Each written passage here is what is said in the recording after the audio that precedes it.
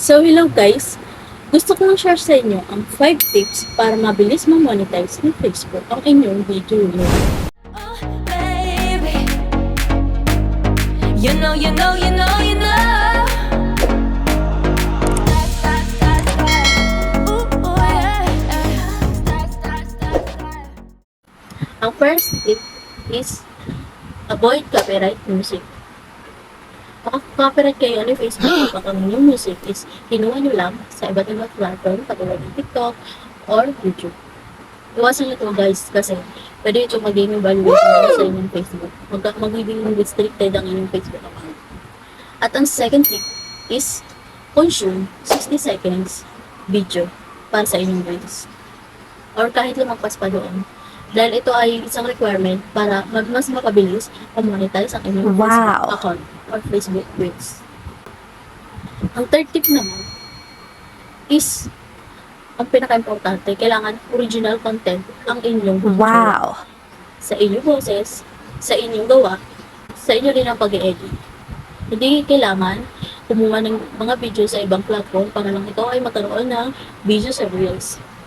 Pwede ko naman mag-edit. Maraming pwedeng mga apps or mga site na pwede pag-downloadan ng mga apps para sa pag-edit ng mga video.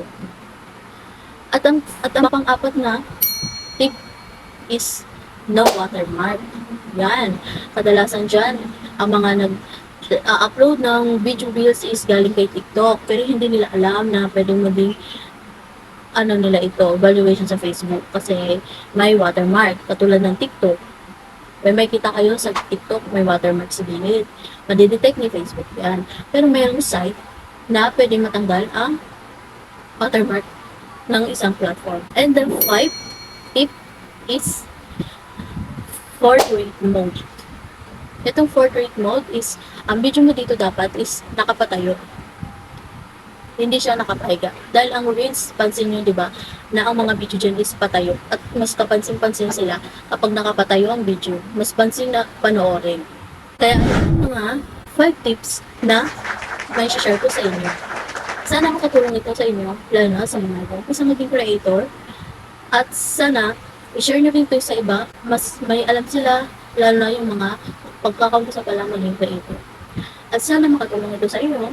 And please, like, share, and subscribe to my channel.